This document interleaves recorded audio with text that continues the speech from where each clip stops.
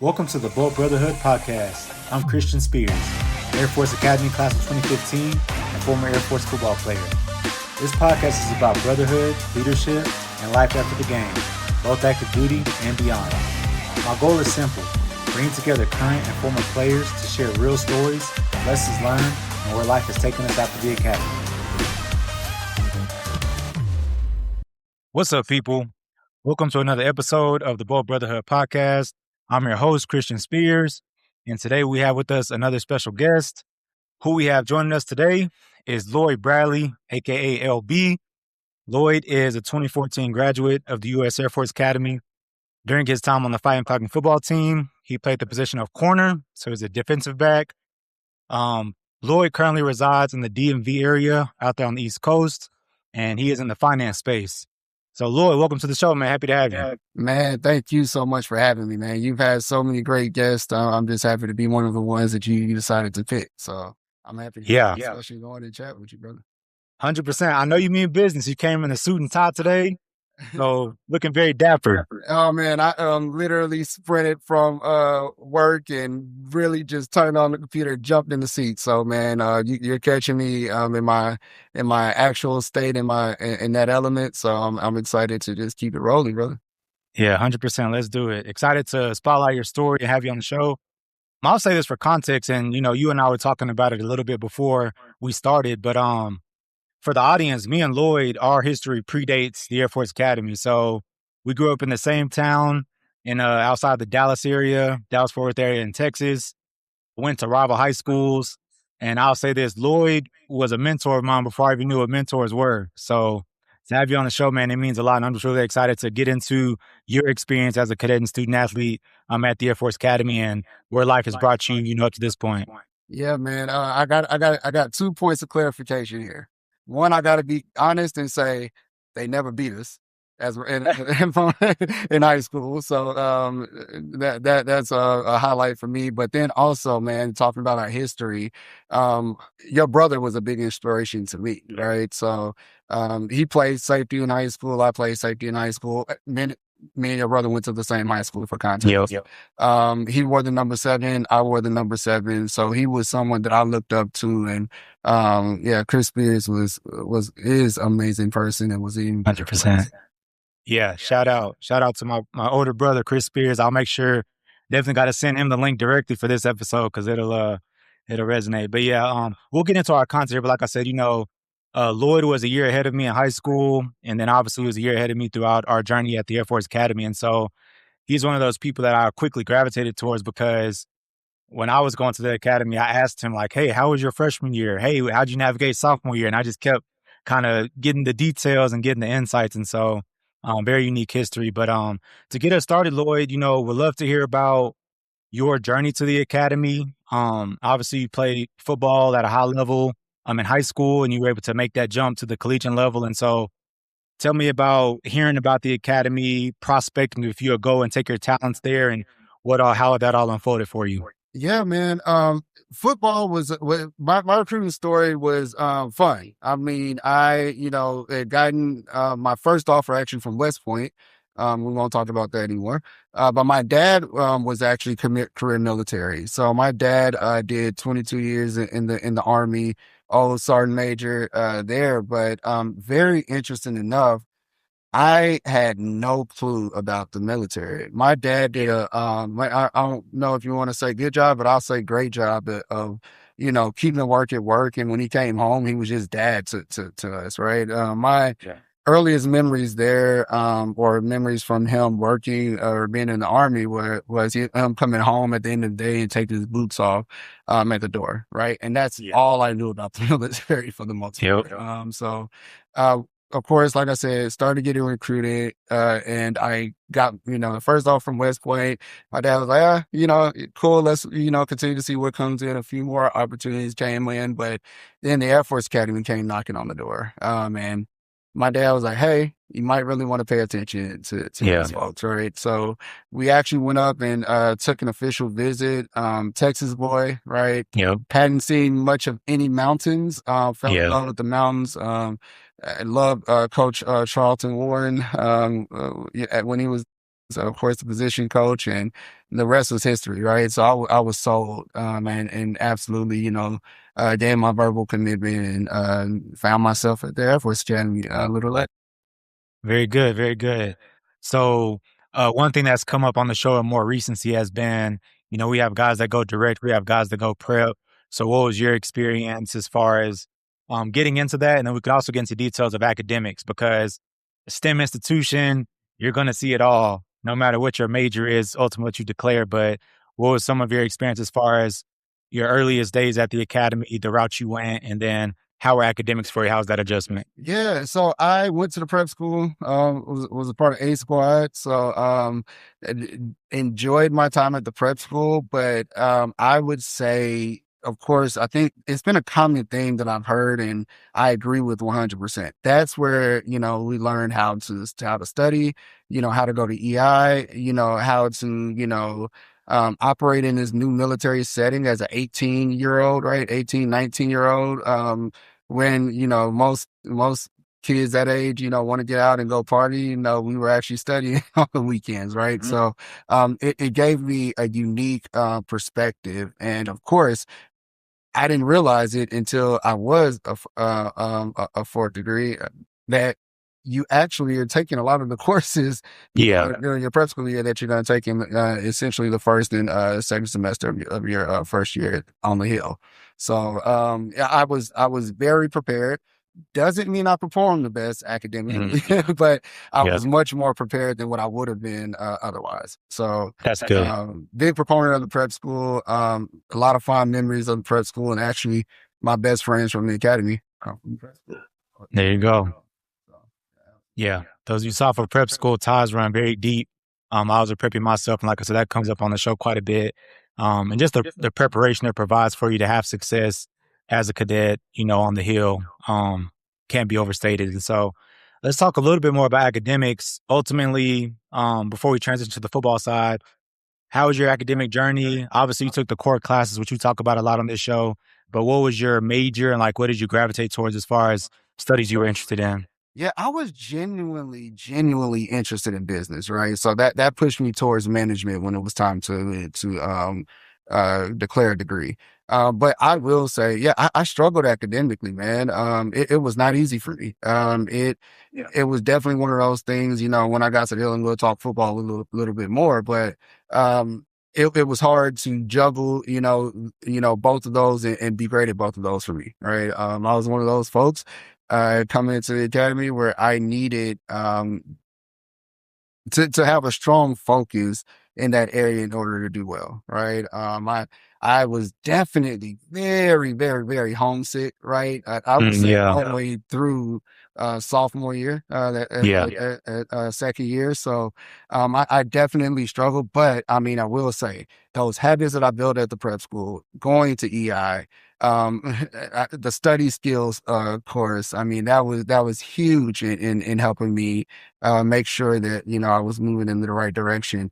And the instructors, I will say, genuinely wanted you to win, right? So if mhm, you were willing to put the time in, they were willing to help, and that was 100% my experience. I was willing to put the time in. I got yeah. the help that I needed.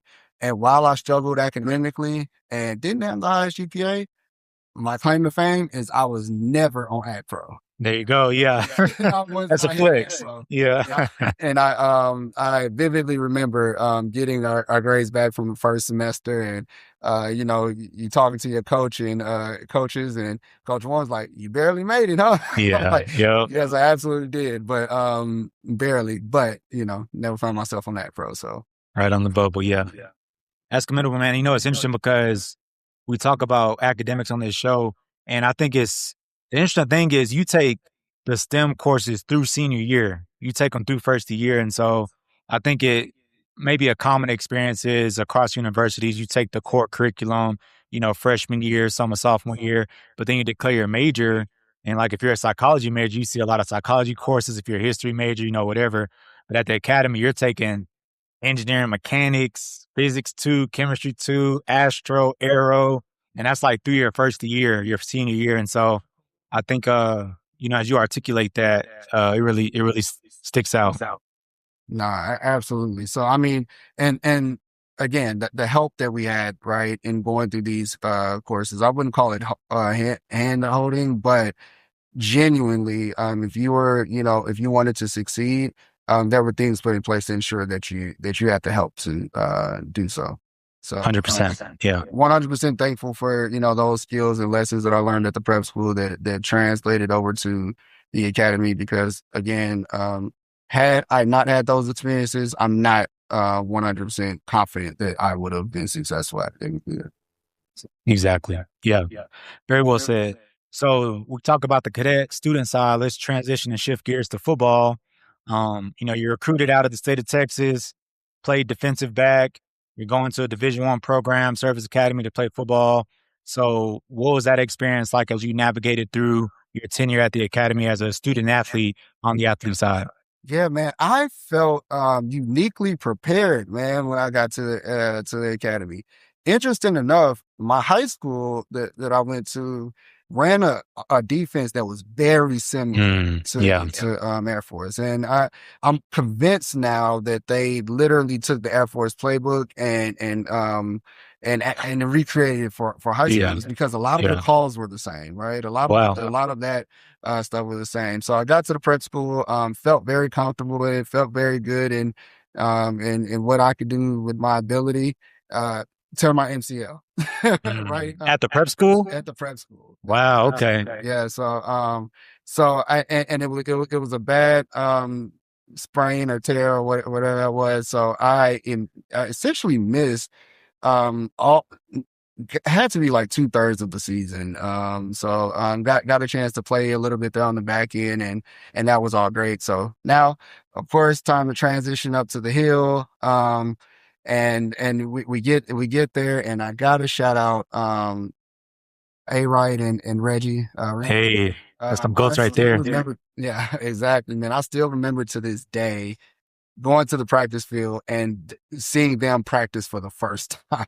I'm like, holy crap. Reggie Rembert, for sure was an All-American. I think A Wright, if he wasn't, he should have been. He had 7 interceptions in one season. I remember. I mean, just a legend on both sides, so those were great guys to learn from early on. Yeah.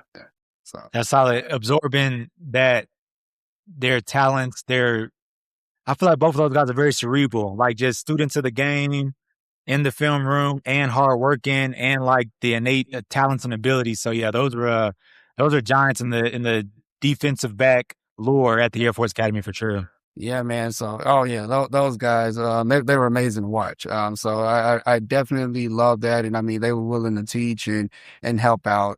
So yeah, freshman year, of course, get started there. And, I still remember, of course, everybody, starts out on JV for the most part, except for, the 1 or 2 people that they probably input kick that they knew that they wanted to have there. But I spent all of a week, I believe, maybe a week on JV. Wow. Right. So, and I'm not going to say any names, but I think one of the things that kind of got me moved up was they were, the scout team, right?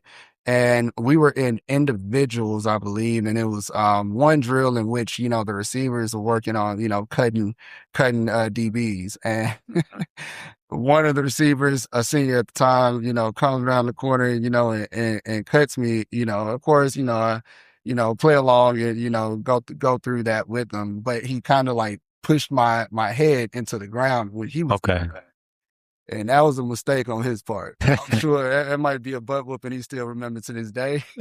And they found out, oh, this is a little feisty corner, and from that day on, I was able to move up and practice with varsity, and was, one of a few folks traveling during that year. So, but as fate would have it, tore my shoulder. that tore my left shoulder. But I played through that. Got a chance to travel the whole season and play here and there, right? Garbage minutes or kickoff, type of deal. So that was great. And then you transition over to your sophomore year. goodness, I can't remember when it was, but I tore my right shoulder. And at that Man, point, you it's were. like, okay, now I got two torn shoulders, so let's look at, what repair looks like. And actually ended up getting those surgeries back to back Okay. to repair both shoulders 6 weeks apart. So Wow. it's a little injury prone. So it's like, Yeah. that's a deal. No injuries prior to that. So yeah. Yeah. And I mean, hey, you're hitting on something because we're talking about Division 1 sports, Division 1 collegiate athletes, and football. I mean, when I watch football now, man, I'm like, this sport is violent. Like, my goodness. And it's just, the wear and tear on the body, that's not something that is solely your experience, right? That's something that a lot of people can resonate with, a lot of football players can resonate with. And so you mentioned something earlier about academics and your focus there. And then, you're juggling military responsibilities and then the football responsibilities. So how did that continue to kind of ebb and flow for you as you were getting into your upperclassmen years? No, absolutely. So I did make the decision, soon thereafter, right? I had two shoulder surgeries, I'm sitting out, I guess, halfway through our sophomore year. We come back, it's junior year time to play, right? My grades aren't the best. Not on that pro, not the best, right? But when, and it's like, okay, I'm 5'8", 175 pounds. I've had these, two, call them major injuries, right? At what point do I stop beating up my body and really start to focus on the future, right? I'm getting ahead of you a little bit. So I made the decision, all right, to stop playing, and I'm sure, Coach Warren was like, yeah, it's probably time for you to stop playing too, taking up a Yeah. spot on my team. He injured all. He didn't quite say that, but he completely understood, right? So I made that transition. But when I go back to that, man, balancing all of those things, from the military aspect to the athletic aspect to the mentally, like, oh my goodness, I'm struggling, I'm homesick, I showed you a little bit of my feistiness, of course, from from football practice, right? And having to deal with that, man, it was tough for me. It was very tough for me. But again, leaning back on those on those lessons I learned, leaning on friends and family, really helped me get through that place. And I'm happy I did. Yeah. And Lord, I'm curious if we could go a little bit deeper and talk about trade-offs. This has come up a few times on the show where we've had guys that didn't play all 4 years as football players, or guys that decided to hang it up and pursue other things at the academy and kind of think about future state. Like, football's not forever, so what's next? And so when you were navigating injuries, academics, your love for the game, but also thinking about the future, like, what were some of the trade-offs for you? Man, you play this game since, first, second grade, and I'm not gonna say it's all that but it's one of those things. It's core to who you are. You love that thing, and I will say it was tough, right, to make that transition, right. But I think another one of those common themes is we're all competitors, So for me, it was like, oh man, I gotta find something to be competitive in. Like, I gotta figure something out. And I'm gonna take you back. And I'm sorry. Hopefully, I'm answering this question, but back to my prep school year. Me and my roommate, and best friend to this day. We were like, hey, we want to start a business one day, right? So when it came time, I was done playing. I wanted to be competitive. We looked at each other and was like, "Hey, it's time to start that business." So, There you go. and I can dive into that, I guess, if we go that direction. But as juniors, in our second degree year, we did start that business. Yeah. So, and of course, was probably not, well, definitely not supposed to be doing that at the academy, but it definitely paid off for us. But yeah, man, it was one of those things where I had to find another way to be competitive because it was a struggle to come out of it. Yeah. That's good too, because we have abilities and talents that we could contribute. And I think it's such a gift. It's silver lining because it's like one chapter is closing and ending, but there's such a gift in being like, man, I still have this dog in me. Like, I still have this competitive nature in me. Like, I can contribute that to something else, right? I can apply that to something else. And I think that's such a beautiful silver lining when we think about hanging up one thing, but then picking up the next thing. No, absolutely, absolutely. And I mean, you talk about balance, right? Trying to balance all these things, and that was extremely tough, right? You're marching in the morning to breakfast there, for morning formation. You don't have a lot of time, between noon meal formation and Yeah. lunch, to go to EI, and then so extra instruction, and then you're right down at the practice field, right, until 6, a little bit after 6 p.m. You're rushing up to Mitch's because Mitch's shuts down at 7, to get something to eat really quickly, and then you're Yeah. studying for, call it a couple of hours before it taps lights out there, so the balance there is it's tough, right? So it was, while painful, to let go, and decide, what am I be playing anymore, to, being able to, put a little bit more focus on other areas of my life, really set me up to where I am today. Exactly. Yeah. Definitely got to get into that some more. So let's take a few steps forward. We've talked about the academics. We've talked about your football journey. Let's talk about graduation. You're a 2014 guy. You make it to Falcon Stadium. You get to walk that stage. You get to receive your diploma and commission as a second lieutenant in the U.S. Air Force. So, how was that day for you? What did it mean? And then, how was your transition into your early Air Force career? Man, that day was special for me, man. I'll start with getting my name called. So, my name was called by Colonel retired Carolyn Benishek, at the time. My first handshake was Gail Coleman. And Gail Colvin is a part of the first lady class to ever have graduated from the academy, who's continued to be, great mentor, since graduation, or before graduation rather.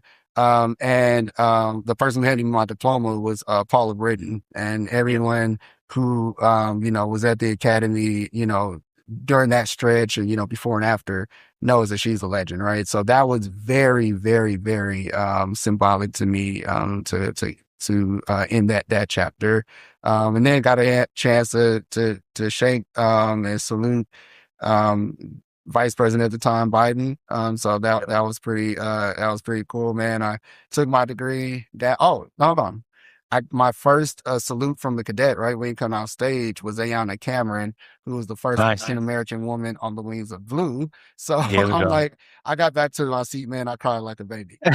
Like I bent over, like boo-hoo crying, man. And Yeah, that's big. that I finished that, and had that experience, at the very end, to be able to, shake those hands, hear those folks call my name, right, and uh, get to be embraced by some people that meant the most to me while going through that process. 100%. That's solid. Yeah, very commemorable. So then you commission. Tell me about your career in the Air Force. What was your AFSC? What did you do in those early years? And I also want to talk about, if you can, just talk about like, how do you feel your level of preparation was? Because we're in this leadership laboratory for 4 years, and we're learning all these things about character and um, all the academics and the mental fortitude. And then now it's time to go apply it in the real world in the big blue Air Force. And so, how's that experience for you early on? Right. I'll say my training started back at home, right? With my parents, right? One of the things that they've always taught, well, essentially, if you put it all and bracket it all into one thing, is be a great person, right? And my dad always told me, your name is all that you got, right? So you make sure that you get that clean and you take care of that. So I'll say, I was really prepped coming into a service academy from that aspect. The academy is a leadership laboratory. It is exactly what they said. It puts you in situations, man, to where you are, you're the hardest leadership, in my opinion, is leading your peers, right? Yeah. So you're leading your peers, you're you have somewhat of positional authority, but Yeah. not really, so getting people to follow you and do what you say is a little bit of art form. And I'll tell you that definitely helped me as I transitioned to my first duty location. I still need to talk to whoever sent me to Anchorage, Alaska first, Yeah. over to J Bear. So Joint Base Elmendorf Richardson. There we go. I'll say this: Texas boy sent to Alaska. I fell in love with it, and I still try to visit That's beautiful. once a year, man. I love Alaska now, bro. So, Yeah. so I was a finance officer, and went over to be the deputy budget officer over in Alaska, and essentially that means you're taking charge of the budget for the base, right? So you're controlling that and helping making sure that those funds are allocated, properly. So Yeah. Very good. Yeah, it's got to be quite the I don't know if I'll call it a culture shock, but it's just like hot Texas, humid, and like just the geography and how different um J Bear must have been in Anchorage. It's interesting, man. I have a shared experience. I wasn't stationed there, but I did Ops Air Force at J Bear. And so I was out there for 3 weeks. It was the summertime, so it was like perfect weather. But being there year round, that had to be something to embrace. Oh yeah, 100%, man. Definitely when the sun goes down and acts like it's gonna come up and goes right back down. Right back down. Yeah. Like you want to see the sun go out at lunch. But no, Yeah. I fell in love with Jay Bear. And literally, some of my best Air Force relationships are still, from that experience, man. So Yeah. and definitely still have a lot of friends out there in Alaska, man. So love that place dearly. 100%. So yeah. So how did you navigate active duty in the Air Force, making contributions, mission focused and accomplishing tasks and teaming and collaborating and all the things as an Air Force leader? Um, I do want to talk about what happened beyond that, right? Like we talked about this business that you started your junior year at the academy. We're going to get more into your career outside of the Air Force, but like talk to me some about what was going through your mind like year 4 active duty, year 5 active duty, and kind of as you started to pass that threshold of commitment to like, okay, I still want to be here, but I'm also weighing like what other doors of opportunity I may walk through. Yeah. So I will say, I found out very early on. I mean, we hear, you hear 5 and dive, you hear 5 and 5, yeah. and 5 year commitment that you're supposed to give the Air Force once you graduate from the service academy. So I, was saying, yeah, I think I want to 5 and dive. I wasn't sure. I will say I vividly remember the time and place where I was in Anchorage, Alaska, when I decided that, hey, I am going to want to separate, Yeah. sooner rather than later. Right. Yeah.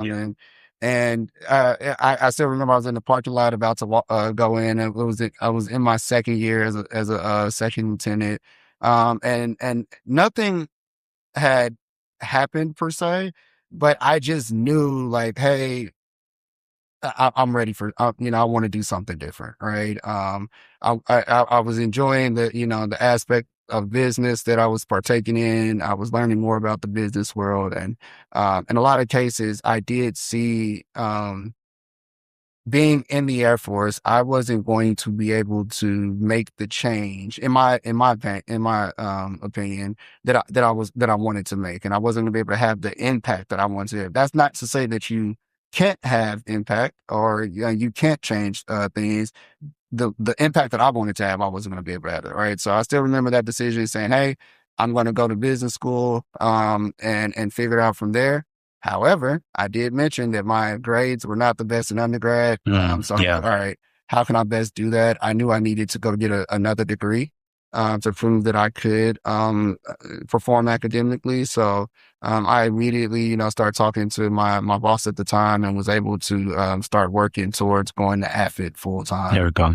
to get the, finance degree from there. Very good. Very good. So it's interesting how, yeah, year 2, that's pretty early on. I think some people are still kind of gauging whether, yay or nay, or what am I going to do? But I think it's good you just had a sense of, what impact do I want to have and where do I feel like I can best leverage my talents and cultivate my talents and my contributions for the impact I want to make out in the world. And knowing you, like I just know, business major, seem to have this knack for finance. you just found a way to cultivate that and like, really tap into what those interests were. And so I think that's a great way to navigate it. No, thank you. Yeah. And, again, I was, I really enjoyed my time again.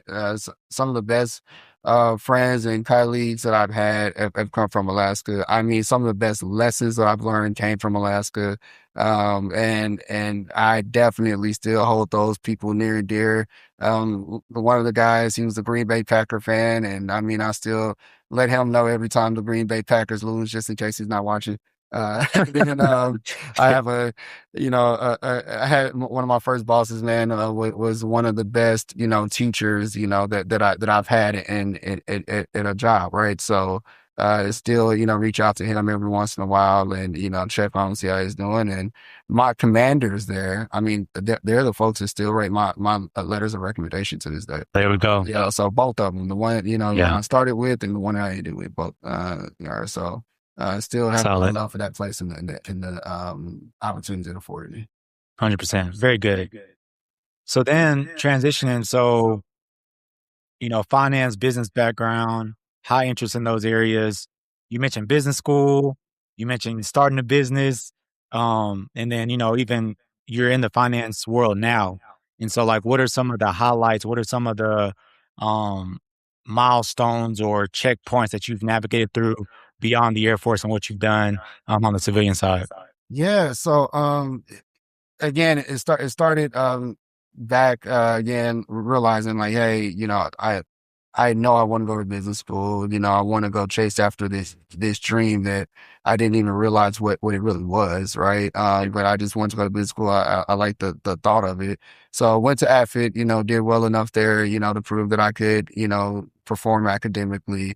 And I will rewind to, a lot of the experience that I was starting to get from a business aspect of things. Okay. So when, we were, sophomores going into our junior year, big event happens that summer. You get your cadet loans. And what me and my friend and I, we were talking at the prep school. We knew that this day was coming, right? In 2+ years, right? Yeah. And we were like, what if we could convince, 2 or 3 other people to give us their loans, and we start a business? We had no idea what we wanted to do, man. So, I want to speak to the power of the network at the academy. Yeah, 100%. We actually started reaching out to, quite a few people. We showed up to, TQ's house, in a suit, full suit. Instead of going on spring break, we went out to California to meet with this mentor that was gonna, give us some direction, right? And we show up in suits to his home at like 8 o'clock in the morning, and he's confused. But I mean, that just shows how serious and hungry we were at the time. Exactly. Yeah. So, he introduced us into real estate. So that's where we got our start, right? So we took the money, and I mean, spare you the long story, but, bought a single family home, ended up buying a small apartment building, and this is all still while at the academy. Ended up buying a small apartment building, right next to Colorado, College. And there's a reason why there. But then we also ended up buying a little small retail center in Monument. So, right at exit 156, right? So, Wow. right outside the North Gate, is where we got our big start in business. And, that helped propel us forward, to where we are today. That's big time. So I do want to go back. This is the first time the cadet student loan has come up on the show. So remind me, is it 36K? Yeah, so at the time it was 36,000, right? Okay. You get a Yeah. $36,000 loan at 0.75% interest, which is free. So on the life of the loan, you end up paying back, if you don't do anything with the money, you end up giving back $1,000, right? You end up paying back 37,000 instead of the 36 that you received, right? Yeah. So, and the way that they align the payments to come out, you pay it off by the time your 5-year commitment is over. So, Got you. Yeah. Yeah. We all took $5,000 to ourselves, right? Because we thought that was a money to have fun with at the time. And, we took the 31,000 a piece, and we put our money together and started to make those real estate plays. So, Yeah. That's big time. So plug for service academies, plug for the Air Force Academy, $36,000 loan at 0.75% interest. That's a unique experience, I will say. And so, everybody is afforded that opportunity when you go that route, for school and things of that nature. And I just think it's a lot to be said about the level you were on from a mentality perspective, how you were thinking about things, the ambition, finding other like-minded guys who were able to capitalize on that opportunity together. And then, the heights it was able to take you all to channel that ambition towards action and then seeing, some of the fruit of the labor over time. Right, absolutely. I mean, and I can't go without saying thank you to all the, and I don't want to start naming names because I will miss somebody, but all the mentors that, and people that took the time to pour into us, right? To help us make these decisions because we made a very, I would say informed, uninformed, decision. We were very informed with the folks, by the folks around us, they taught us a lot. But we were also still, 20, 21 years old, making $100,000 decisions that could have very easily, affected us in the future had those things not worked well. Exactly. Which is probably why the academy says you can't own anything, right? So Yeah, true. right. So we bent that rule just a little bit. Yeah. We'll continue on. So you were there, you're at this place in your life now, and in my mind, business school is somewhere in between that. So, like, was business school like a bridge between those two lives and a connector between those two lives? And, let's talk some more about that. Yes, business school definitely. I would not be where I am today without having gone to business school. So I went to the Wharton School at the University of Pennsylvania in Philly, and thoroughly enjoyed that experience. But that experience was what propelled me forward right in my career. And I will say, of course, all of the things that I did prior to the Air Force Academy, so forth and so on, actually really helped me be prepared for that moment. When you start talking about leadership and, those types of qualities that you gain from a place like that, it can be very valuable. I'm like, this award right here, it's an award, but I earned that, because of the academy, right? Yeah. It's an integrity award, right, for our class, right? So, I mean, integrity, one of our core, principles, right? So Exactly. core values rather.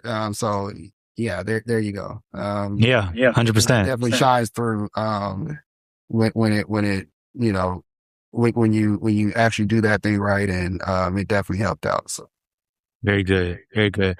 So you were telling me before we started recording, you were walking home in your suit, your tie, get behind the computer and strike it up when we get into the conversation. But if you're at liberty to share some about what's current day like from a profession, finance, what's some of that world about for you? right. So after Wharton, I went and worked as an investment banker at Goldman Sachs in their industrials group. I recently stopped doing that and moved on to another finance type of role, right? Where I am working with a company called Strellum, and we're helping advise. I'm sure you've heard. But the White House has decided, they're making, big investments to bring, different types of companies back to the U.S. In effort to, increase our defense space and investments in America and, foreign relations and things of that nature. So we're doing a lot of work on that end to help with those investments. So I will say investment banking life was a lot different, right? So I think investment banking is the life. You don't have a life outside of it. It's a 24/7 job. I mean, it's client services, and what I'll say is Goldman Sachs does it right. Right? They do a great job of customer service. Right? The customer comes first. But on the back end, that means you're going to work a lot of hours, and you're going to do everything that you can to take care of the customer. Where I'm at today, the time, the hours, are a lot better, right? Okay. You can have a little bit of a life outside of work, but I gotta say, I absolutely love the CEO, and he is a large part of the reason why I'm here because I continue to grow with him. Very good. That's solid. Yeah, I know.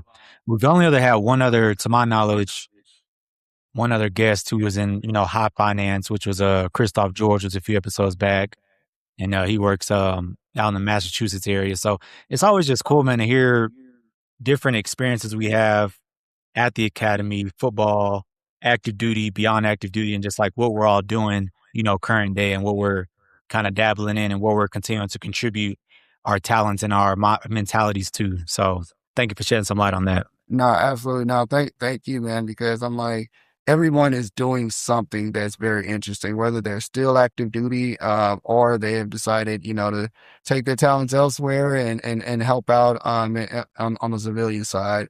Um, what people are doing great. I mean, it's great just catching up with folks and learning about what Yeah, they're doing, exactly. because a lot of the times you'll find that there's some intersection in what you all are doing, and it's an opportunity to continue to help each other and pull each other up.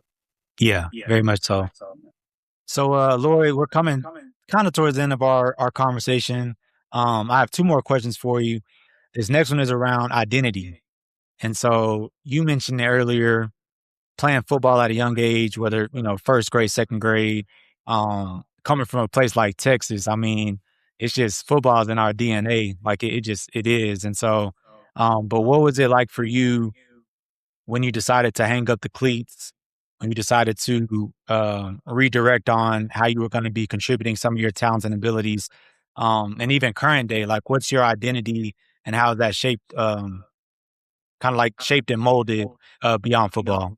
Yeah, man. Again, I'll take it back to home, right? Where, making ensuring I was a good person. So, I mean, I live by, three things, man. I say always stay kind, stay humble, and stay optimistic. Those are my things, man. But of course, I mean, number one, that is most important. But yeah, staying kind, staying humble, and staying optimistic are those next things that I hope, when my time is done here on this earth, that people will say that I, remained and did all those things. And then I can't go without mentioning, of course, my family, my wife. Without her, this would not be possible. Anything Yeah. would not Yep. be possible. My goodness, she has taken care of me, and while, going through business school and working long hours, and, making sure that the home is taken care of. And then, recently becoming a father, man, is become a strong part of my identity, man. It's, Yeah. very, yeah, as cool just to watch, that little one, start to do different things and you're able to teach them. But, yeah, that's become a part of my identity as well. But if I had to Big sum it time. all in one thing, brother, stay kind, stay humble, stay optimistic. That's solid. Very foundational. Something that sounds like that was instilled in you and your upbringing, that you carry with you to this day. And I'm sure you're going to be saying that in little man's ear as well as he's, developing a depiction of the world that he lives in. So that's beautiful, man. No, absolutely. Thank you. Thank you. I Yeah. appreciate that. Very good. All right. So that brings us to our last question. This is my favorite question of the show, and it's around lessons learned. So if you were to think back to your time as a cadet and student athlete at the United States Air Force Academy, what's one lesson you learned during that time that you found yourself applying all these years later in your personal life, professional life, or both? Oh man. Goodness, that's a great question. There's just so many good lessons, and I don't say that because I can't think of one. I say it because I got too Yeah. many, Yeah. Yeah. I'm like, man, we can start with Yep. contrails, man. Pull your contrails out. Let me make sure you start. Right? Lot of lessons in this book, but I will say, man, I- staying close to good people, man. It's one of Mm, the lessons that I've literally taken away from the academy that has helped propel me forward that's in good. my career, right? So I will say nothing that I've done has been alone. It, Yeah. someone or multiple people have helped every step of the way. Yeah, that's good. And that has helped me realize again, one, we're more powerful in numbers, right? We know that, and it's important to, lean on folks, and help folks. So lean on folks during those tough times and those good times, those easy times, but also help folks, when they're going through their, times well. So, I will say, man, the academy, I can't say that it produces some of the best people because I'm like, there's no way they got that good of a success rate, right? Some folks got to be coming in good, but if they came from the academy, 9.9 times out of 10, they're great folks, man. And I will say, leaning on those relationships and having those people alongside, ahead of me and behind me as I've been navigating life has been transformational. So I'm forever thankful. And I know I said a couple of names here today, but I want to make sure I don't say too many more names. I want to leave folks out, man, because Yeah, some of that's those have been real. a blessing to me. And I'm so thankful for it all. That's good. Staying close to good people. And I'm gonna give credit where credit is due. I'll give you your flowers while you can still smell them. You've been one of those good people in my life, man. You really have. I think back to we talked about summertime. You were home from the academy. I was getting ready to go to the academy. We were training together. Yeah, you're one of those good people, man, in my life and in many lives. And so, we'll end on that note, ladies and gentlemen, for episode 11 of the Bolt Brotherhood Podcast. Loyd, thank you, brother. Appreciate the time, appreciate the insights, the lessons learned, anything that you've imparted to our audience today. So that concludes episode 11. I'm your host, Christian Spears, signing off. Stay tuned for more.